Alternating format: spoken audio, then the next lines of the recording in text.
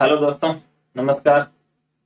हम बात कर रहे हैं राजस्थान 20 2025 की, जिसमें मैं आपको राजस्थान की कला संस्कृति के टॉपिक करवाऊंगा। तो राजस्थान की कला संस्कृति की अगर बात करें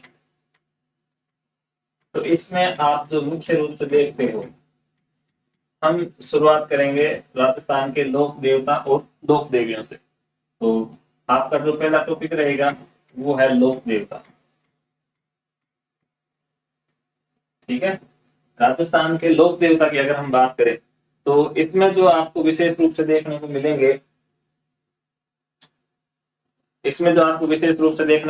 कि भाई लोक देवता की अगर परिचय की बात करें कि कौन होते हैं लोक देवता, तो लोक देवता वह होते हैं जो एक सामान्य परिवार से बिलोंग करते हैं और हमारे जैसे ही समाज में रहते हैं। साधारण से व्यक्ति होते हैं, लेकिन उनके अद्भुत साहस, शौर्य या दूसरों के हितों की रक्षा के लिए जो है वो आगे आते हैं, अन्याय का विरोध करते हैं। और विशेष रूप से अपने जो लोक देवता है वो गायों की रक्षार्थ हेतु जो सामने दुश्मन होते हैं उनसे लड़ भिड़ते थे। संख्या कम होने के बावजूद भी जो है वो अन्याय के खिलाफ खड़े हो जाते हैं। फिर अगर उनको प्राण भी न्यौछावर करने तो वो भी वहां पर नहीं कतराते थे। तो इस टाइप से आपके जो लोक देवता की अगर बात करेंगे तो राजस्थान के प्रमुख लोक देवता और लोक देवता में विशेष रूप से हम एक नाम पढ़ते हैं पंचपीर देवता। तो आप सारे बोलते हो, पीर क्या होता है कि जैसे हिंदू जो है वो अपने आराध्यों को देवता के रूप में स्वीकार करते हैं, ठीक है उसी प्रकार से मुस्लिम जो समुदाय है वो अपने आराध्यों को पीर के रूप में संबोधित करके बुलाते हैं। तो हमारे भी कुछ लोक देवता ऐसे हैं जो मुस्लिमों के द्वारा पूजे जाते हैं। ऐसे 5 पीर है या 5 लोक देवता है जो मुस्लिम समुदाय के द्वारा भी पूजे जाते हैं, इसलिए वो पंच पीरों में शामिल है। तो कौन से हैं वो लोक देवता, अगर उनकी बात करें तो नंबर 1 रामदेव जी। नंबर 1 रामदेव जी तंवर। तंवर राजपूतों की एक शाखा है भाई। नंबर 2 हडबू जी सांखला। नंबर 3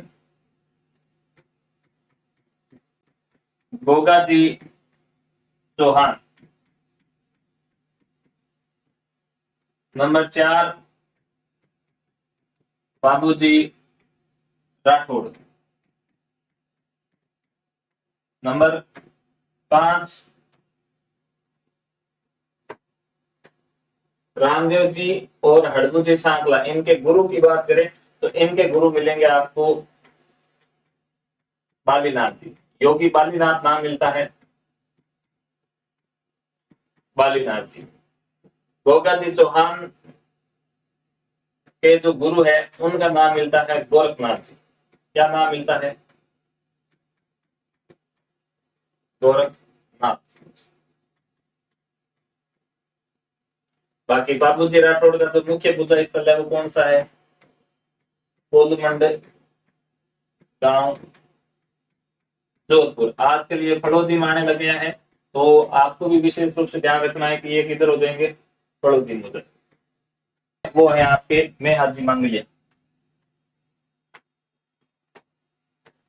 इनका जो मुख्य मंदिर मिलेगा वो मिलेगा आपको बाकनी गांव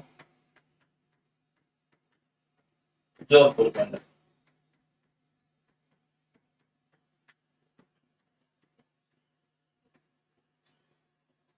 ठीक है। तो राजस्थान के जो 5 पीर है उनमें कौन से हैं? एक तो रामदेव जी, हडबू जी सांकला, गोगा जी चौहान, बाबूजी राठौड़, मेहाजी मांगलिया। ये 5 है।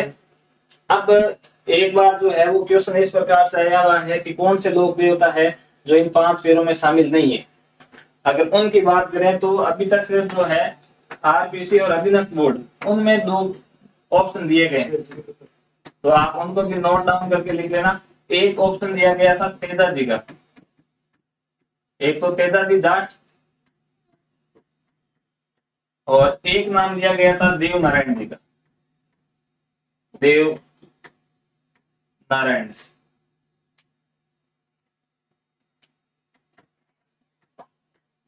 ये दोनों जो है पंचपीरों में शामिल नहीं है। देखो अगर क्वेश्चन आता है कि पंचपीरों में शामिल है या नहीं, इसके क्वेश्चन दो टाइप से बनते हैं कि निम्न में से कौन से लोक देवता पंचपीरों में शामिल है, तो वहां पर इन 500 में से कोई एक ही नाम मिलेगा, वो आपको छांटना होगा। या आरपीसी ने आजकल जो है इसका पैटर्न बदल करके पूछ लिया है कि निम्न में से कौन से लोक देवता पंचपीरों में शामिल नहीं है, तो एक बार तो उन्होंने तेजा जी को राइट माना था, और दूसरी बार जो है इन्होंने तेजा जी को राइट माना था, और एक सेकंड ग्रेड के अंदर क्वेश्चन पूछा गया था जिसमें देव नारायण जी राइट ऑप्शन बताए गए थे। ठीक है, तो अब तक ये दो ही पूछे गए, लेकिन आपको ये 5 विशेष रूप से ध्यान में रखने। कौन से? रामदेव जी तंवर, अड़बू जी सांपला, गोगा जी चौहान, बाबू जी राठौड़ और मैं हाजी मंगलिया। नेक्स्ट, अब शुरुआत करते हैं पंचपीरों से। तो हमारे जो प्रमुख लोक देवता है वो कौन से हो जाएंगे आपके? रामदेव जी हो जाएंगे। रामदेव जी तंवर।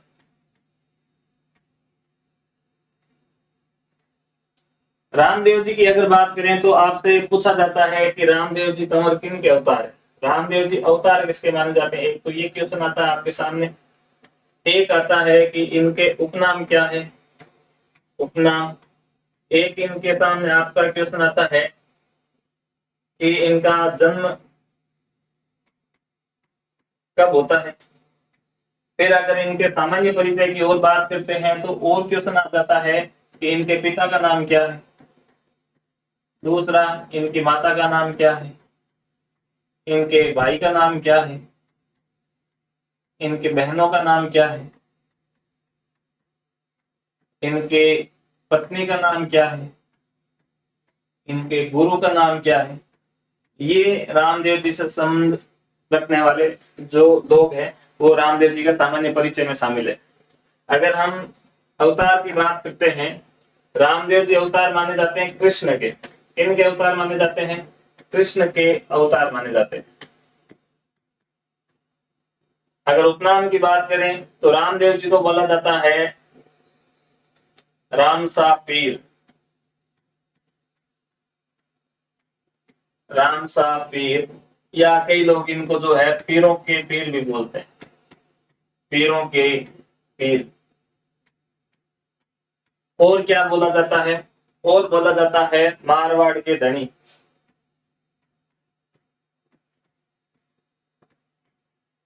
मारवाड़ के धनी बोलते हैं इनको, जो है पूरा का पूरा मारवाड़ और पूरा का पूरा गुजरात पूजता है। ठीक है, अगर हम इनके जन्म की बात करें तो ये है आपके 1405 ईस्वी।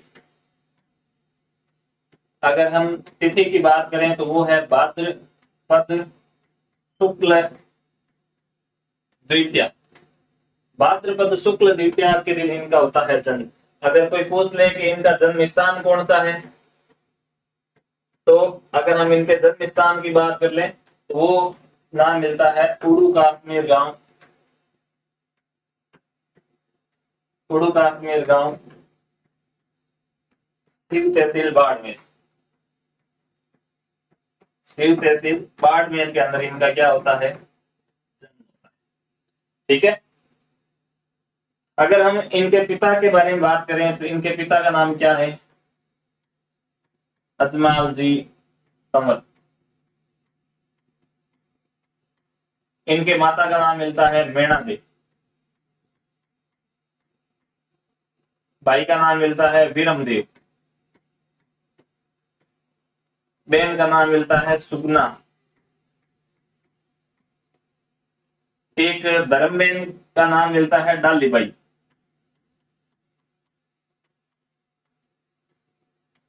ये जो है रामदेव जी की क्या है? धर्मबेन बनाई हुई है।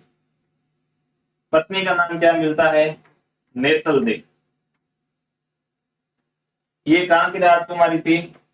तो आजकल अमरकोट है, पहले जो है इनको क्या बोलते थे? उमराना बोलते थे। उमरकोट बोला जाता है। पाकिस्तान की जो प्रशासन सरकार है उन्होंने उमरकोट का नाम चेंज करके अमरकोट कर दिया है। ठीक है, और ये फिलहाल पाकिस्तान में ही है। प्राचीन टाइम में इसको उमराना रियासत कहा जाता था। इनके गुरु का नाम क्या मिलता है? बालीनाथ नाम मिलता है। गुरु का नाम क्या मिलता है? बालीनाथ जी, योगी बालीनाथ इनका पूरा नाम। और अगर आपसे पूछ ले कि योगी बालीनाथ जी का मंदिर कहां पर है, इनका मंदिर कहां पर है, तो इनका आपको मंदिर मिलेगा मसूरिया पहाड़ी जोधपुर। मसूरिया पहाड़ी जोधपुर,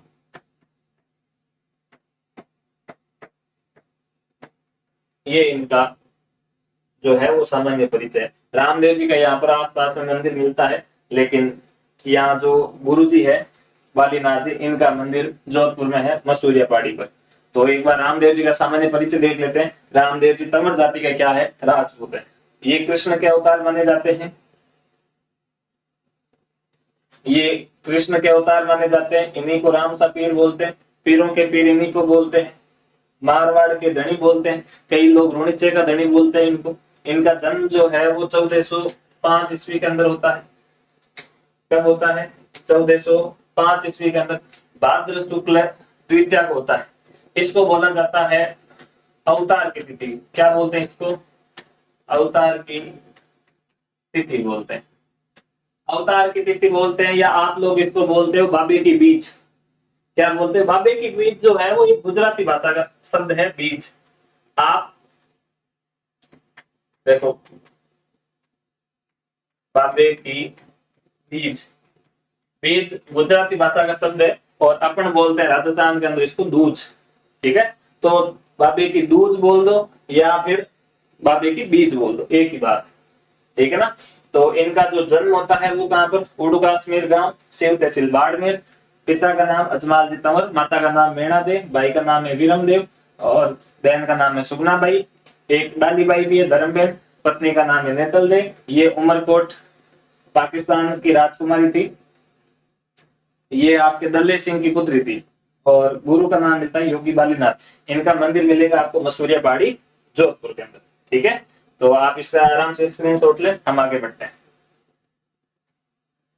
अगर हम बात करें रामदेव जी के जीवनी के बारे में, तो रामदेव जी की जीवनी बड़ी सिंपल है।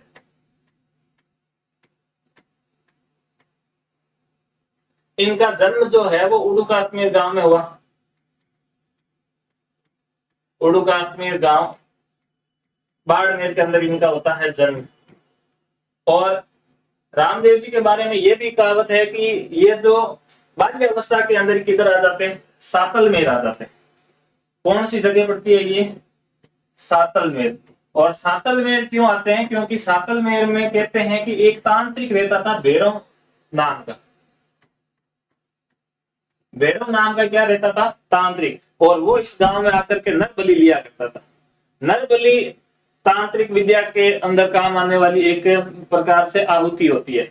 इसमें इंसान की बलि दी जाती है, मानव की बलि दी जाती है। तो सातलमेर में ये भैरव तांत्रिक आता था और यहाँ जो है वो नर बलि लेके जाता था। तो इस सातलमेर के अंदर इस भैरव तांत्रिक का खोप था। हर समय जो है यहाँ के लोग दहशत में रहा करते थे। भैरव राक्षस का इतना आतंक था कि लोग इस गांव के अंदर जाना ही बंद कर देते। और भैरव राक्षस हर अमावस्या के दिन आता और यहाँ से जो है जो बलि लेकर के चला जाया करता था। फिर गांव वालों ने वही जो आपस में थोड़ा समझौता किया यार भाई सारों को एक साथ उठा के लेके जाए, इससे अच्छा है कि जो अब जो है जिन्होंने जीवन यापन कर लिया है वो क्या करे, भैरव राक्षस के समीप खुद ही चले जाएं बलि चढ़ने के लिए। तो शुरुआत बुजुर्गों के द्वारा की गई थी, बाद में जो लूले लंगड़े वो काम आने लगे थे। तो इस समस्या से परेशान हो गए थे। तो रामदेव जी इस जगह पर बाल्य अवस्था में आ जाते हैं और बाल्य अवस्था में आकर के इस भैरव राक्षस का अंत करते हैं, आंतक मिटाते हैं और इस भैरव राक्षस का क्या कर देते हैं? वध। और आप लोगों ने इनके बारे में खूब कहानी सुनी है। कहानी ये सुनते हैं कि बाल्य अवस्था में ये सातलमेर आ जाते हैं। रामदेव जी कहते हैं कि भाई इस बार जो है वो आपके सातलमेर को अब भैरव राक्षस के अंदर से मुक्त करना है, तो आप एक काम करो कि बलि के रूप में इस बार मेरे को सौंप दो।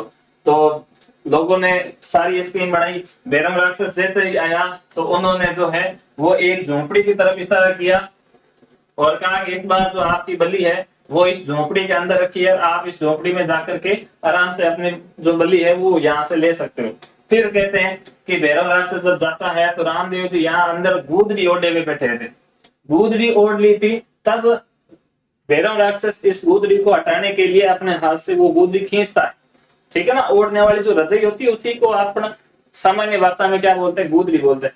तो जैसे भैरव राक्षस ने उसको खींचा तो भैरव राक्षस ने थोड़ा खींचा तो उसको लगा कि भाई ये गूदड़ी लंबी है, क्योंकि सारी खींच नहीं पाई थी। तो उसने फिर दोनों हाथों से खींचा, फिर भी वो बड़ी होगी। तो फिर उसने 2 4 5 7 10 20 हाथ जो है वो खींचता चला गया। अंत में जो है वो परेशान हो गया और पसीने टपकने लगे थे।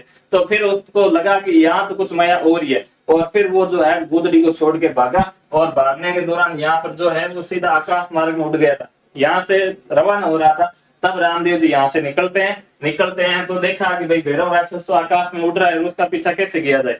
तो उन्होंने यहाँ पर जो है कि पास में एक कपड़े का कोई घोड़ा पड़ा था, उस घोड़े पर बैठ करके आकाश में उसके पीछे रवाना हो जाते हैं और फाइनली जो है भैरव राक्षस का अंत कर देते हैं। तब सातल महल के अंदर भैरव राक्षस का आतंक जो है खत्म हो जाता है।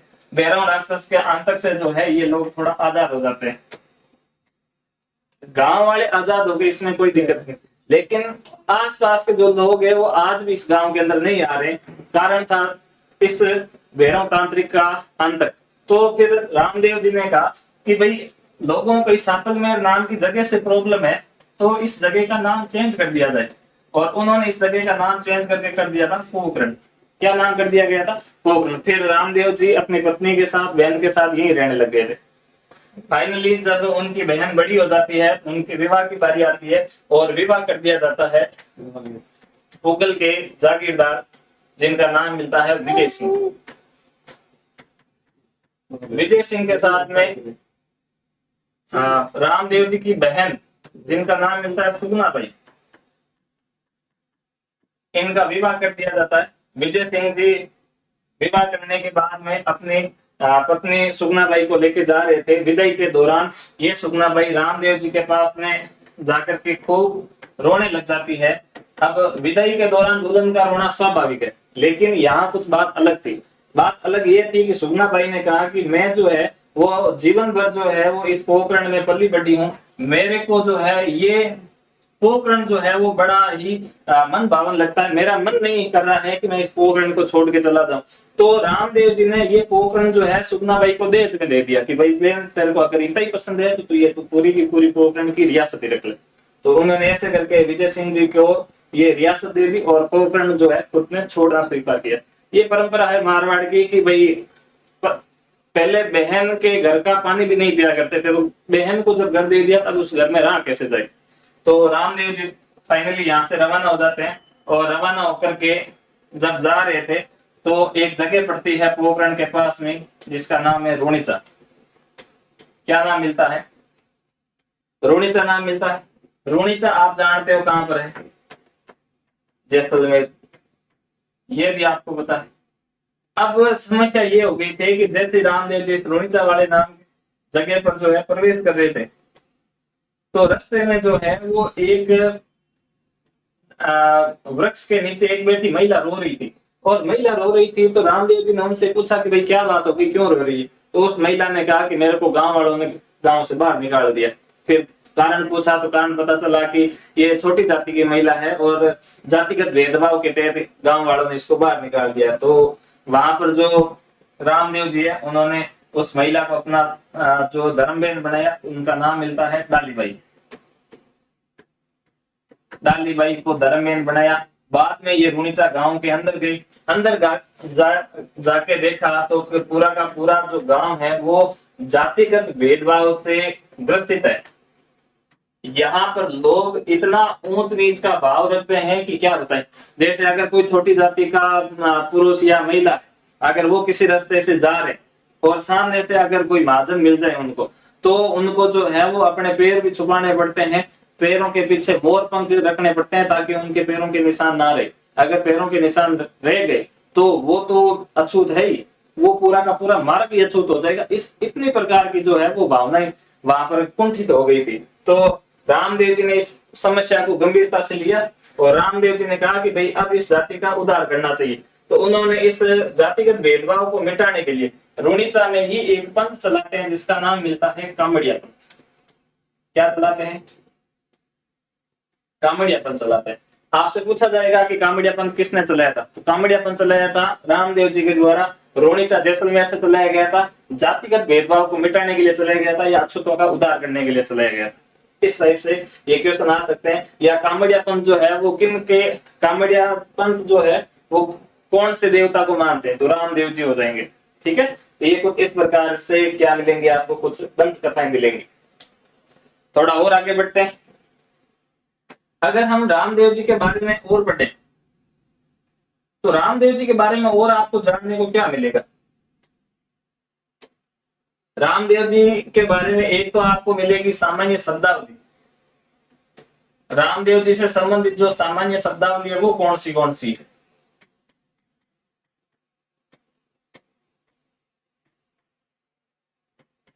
जैसे अगर हम बात करें रामदेव जी से संबंधित कोई शब्दावली, तो इसमें एक नंबर आता है जम्मा क्या होता है, दूसरे नंबर पर आता है नेजा क्या होता है, बहुत क्वेश्चन आए इनसे।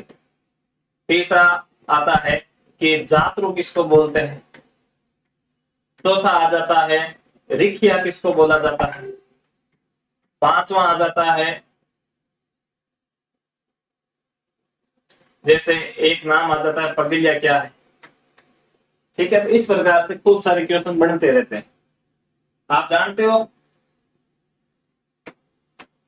जम्मा किसको बोलते हैं, तो सामान्यतः रामदेव जी की आराधना में जो रात्रि जागरण लगता है उसको क्या बोलते हैं, जमा बोलते हैं। ये तो आप कह दो कि राजस्थान के कल्चर की दुर्दशा ही है, क्योंकि प्राचीन समय के अंदर कोई सा भी रात्रि जागरण होता तो वो जम्मा ही कहलाता, चाहे कोई से भी देवता का हो। लेकिन आरपीसी और अधीनस्थ बोर्ड ने जो है मिलकर कुछ इस प्रकार से क्वेश्चन बना दिए कि रात्रि जागरण जम्मे का मतलब हम रामदेव जी का ही जागरण मानते हैं। ठीक है ना, तो थोड़ी सी ये समस्या है, लेकिन रामदेव जी का रात्रि जागरण आपको क्या मानना है, जम्मा ही मानना है। अगर आपसे पूछे नेजा क्या है, तो नेजा जो होता है वो रामदेव जी का जो मंदिर है, रामदेव जी के मंदिर की ध्वजा होती है। रामदेव जी के मंदिर की ध्वजा ये विशेष रूप से होती तो सफेद रंग की है, ये और कभी कभार जो है यहाँ पर 5 रंग देखने को मिलते हैं। तो ये 2 प्रकार की जो है वो ध्वजा यहाँ पर देखने को मिलती है। आपको और पूछा जाता है कि जातरू किसको बोलते हैं, तो जातरू आप लोगों ने देखा होगा कि रामदेव जी के संग जब रवाना होते हैं तो खूब सारे पैदल यात्री जाते हैं, है ना, रामदेव जी के आराधना में। तो रामदेवरा जाने वाले पैदल यात्री क्या कहलाते हैं, रामदेवरा जाने वाले पैदल यात्री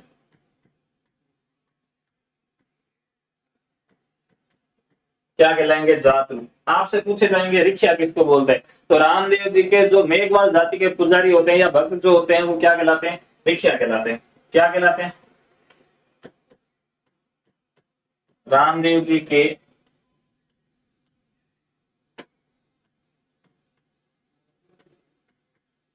मेघवाल जाति के पुजारी, या पुजारी नहीं मानो तो आप भक्तगण मान लो, भक्त क्या कहलाते हैं, रिखिया कहलाते हैं। पगलिया क्या होता है, आप रामदेव जी के मंदिरों में जाते हैं तो वहां पर पूजा विशेष के रूप में आप रामदेव जी के चरण चिन्ह पूजते हैं। तो रामदेव जी के जो चरण चिन्ह है, चरण चिन्ह, या चरण नहीं लिखो तो आप लिख दो पद चिन्ह, बात तो वही है। ठीक है, अगर थोड़ी सी और बात करेंगे और कौन से, जैसे और शब्दावली में आ जाते हैं कि देवरा किसको बोलते हैं, सीधी सी बात है। जैसे नाथ संप्रदाय के जो प्रमुख मंदिर है वो क्या कहलाते हैं, मठ कहलाते हैं। जैसे देवियों के जो मंदिर होते हैं वो क्या कहलाते हैं, मठ कहलाते हैं। रामदेव जी के जो मंदिर है वो क्या कहलाएंगे, देवरा कहलाएंगे। ठीक है, और अगर रामदेव जी के कहीं कोई छोटे मंदिर है तो आप उनको थान बोल देते हो। 2 देवताओं के छोटे मंदिरों को विशेषकर थान ही बोलते हैं। तो ये जो है वो रामदेव जी